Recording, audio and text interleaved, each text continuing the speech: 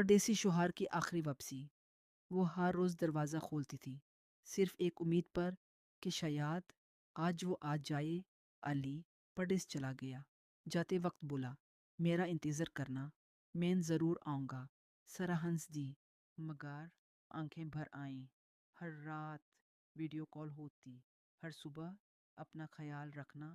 फिर काम बढ़ गया, बातें कम हो गईं। एक रात अली ने कहा, मुझे तुम्हारी बहुत याद आ रही है। सरा बोली, जल्दी आ जाओ। अली खामोश हो गया। अगले दिन फ़ोन आया, मगर अली का नहीं था। हमें अफसोस है, अली अब इस दुनिया में नहीं रहा। सरा की दुनिया वहीं रुक गई। चंद दिन बाद एक सूटकेस आया। अंदर बच्चों के कपड़े थे, सरा के लिए एक दुपट्टा और एक खत। उस पर लिखा था, मैं खाली हाथ नहीं आना चाहता था, इसलिए अपनी जान देकर भी तुम्हारे ख्वाब पूरे करने निकला था। सारा आज भी वो दुपट्टा सीने से लगाकर रोती है, क्योंकि कुछ परदेसी घर तो लौटते हैं, मगर सिर्फ यादें बनकर। सारा ज़ोर ज़ोर से रोने लगी। डायरी सीने से लगा ली। हर सफ़े पर सिर्फ उसी का जिक्र था।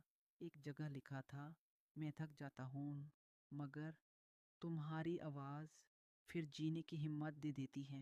एक और सफ़ा अधूरा था, उस पर सिर्फ इतना लिखा था, इस बार वापस आकर हम कभी जुदा नहीं होंगे। मगर वो वादा अधूरा रह गया। आज भी सरा हर रात आसमान की तरफ देखती है और आहिस्ता से कहती है, तुम परदेस नहीं गए थे, तुम तो मेरी पूरी दुनिया साथ ले गए थे। 1 साल गुजार गया। सरा न हंस सकी, ना संभल सकी।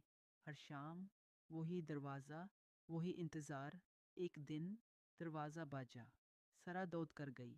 बाहर एक बूढ़ा आदमी खड़ा था। उसने कहा, मैं अली का दोस्त हूँ, मेरे पास उसकी आखिरी अमानत है। उसने एक डायरी दी। सारा ने कांपते हाथों से खोली। पहले सफ़े पर लिखा था, अगर मैं वापस न आ सकूँ तो सरा को बताना। मैंने हर सांस उसी के नाम की थी। आखिरी सफ़े पर सिर्फ एक जुमला था, परदेस ने मुझसे मेरी ज़िंदगी ले ली, लेकिन मेरी मोहब्बत नहीं। कई साल गुजर गए, बच्चे बड़े हो गए, मगर सरा की आंखों का इंतज़ार न बदला। एक दिन बेटे ने पूछा, अम्मी अब्बू कैसे थे? सरा मुस्कुराई, मगर आंखें नुम हो गईं। उसने कहा, तुम्हारे अब्बू खुद पुराने कपड़े पहनते थे ताकि तुम्हारे लिए नए कपड़े खरीद सकें। वो खुद भूखे सो जाते थे, मगर हमें कभी भूखा नहीं सोने देते थे। फिर सरा ने अली की तस्वीर बेटे के हाथ में दी और कहा, ये सिर्फ तुम्हारे अब्बू नहीं थे, ये एक परदेसी थे जो अपने ख्वाब नहीं, अपने खानदान के ख्वाब पूरे करते करते हमेशा के लिए सो गए।